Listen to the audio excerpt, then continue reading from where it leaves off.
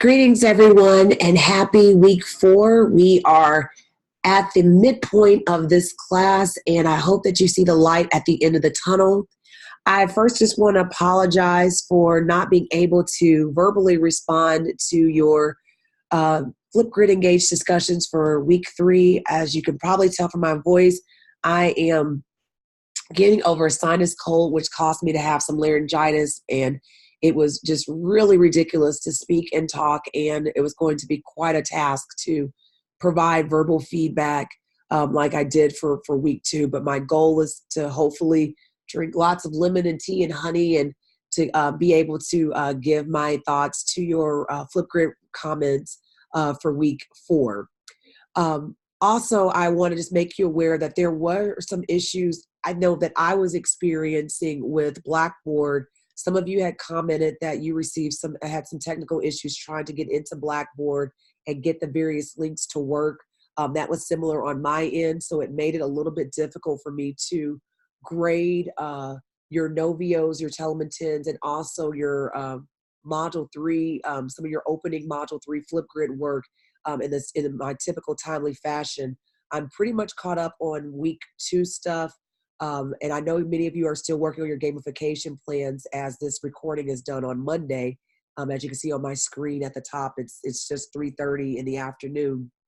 So I know I have some things to grade there, but not as many. So I'm not necessarily behind for week 3, but I just want to let you know if you are staring at your Flipgrid discussion points and you were saying, man, I've responded and I'm still seeing that 15 out of 25 or a 20 out of 25.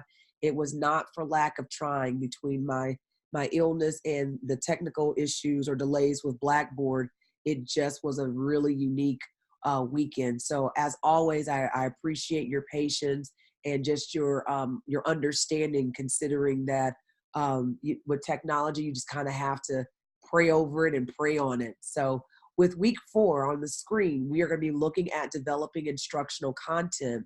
And the initial platform that I was going to use was going to be Versal. But thanks to your classmates, and I have no problem giving shout outs and support where we're appropriate. So hopefully this will not embarrass the student. So if she's getting ready to cringe right now, I will just say her initials are MP. Provided me with some resources and some support based off of an application that was used in a previous course, which was Activate 360. So let's go ahead and click on the week 4 assignments. Excuse me. And you know that we always start off our week on Tuesdays with our weekly devotional. And this one is on planning, which is appropriately considering that you are going to be planning some instructional content based off a topic that is connected to your Telementin. The platform that I was going to use is Versal. So, but like I said, your classmate initials MP notified me that you were already using or already had an account with Articulate. So I did want to continue just to show you the platform that I was going to have you use, which was Versal. And it still connects to the readings that you have. And so I am going to still ask you to go through this particular exercise on developing instructional materials before you get down to the main task for this week. She also was able to provide me with some resources that would connect to what you already have, in addition to some that I found. So this is just a tutorial over learning how to use Articulate Rise and that resource, and along with a link to Articulate 360 resources. Your assignment for this week is your building on your Telementin presentation to develop 2 modules for your intended audience, 2 instructional modules.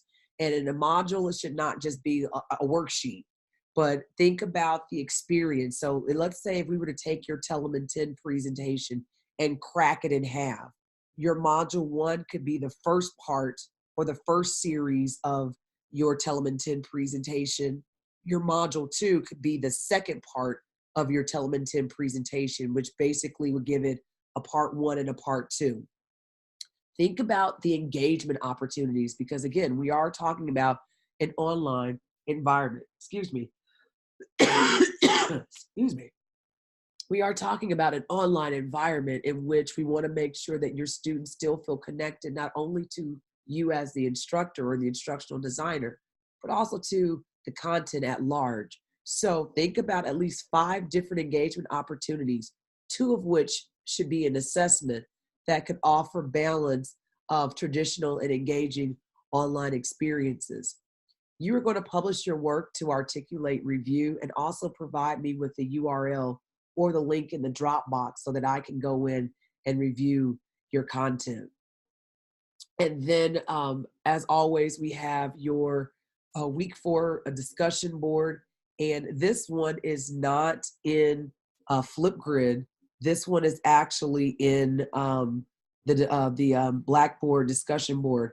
And if you did not know who provided me and provided some support in terms of helping me make sure that you were getting another new tool, but utilizing a tool for another resource, that person has already kind of published her week 4 post. So that those initials of MP, again, are there. That gives you another clue. But I greatly appreciate her her willingness to share those resources so you guys weren't having to do more work and could build on the tools that you were using in other classes.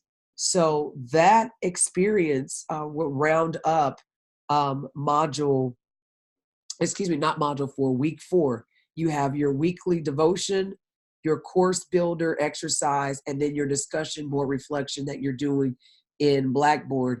And now that I just realized that it will not take place in eLearn, or excuse me, in Flipgrid, I actually can give my voice a rest and just type and respond. So if you have any questions, comments, concerns, or complaints, please do not hesitate to go right over to your go over to your course messages, click on that, shoot me an email, and I'll be happy to respond to you.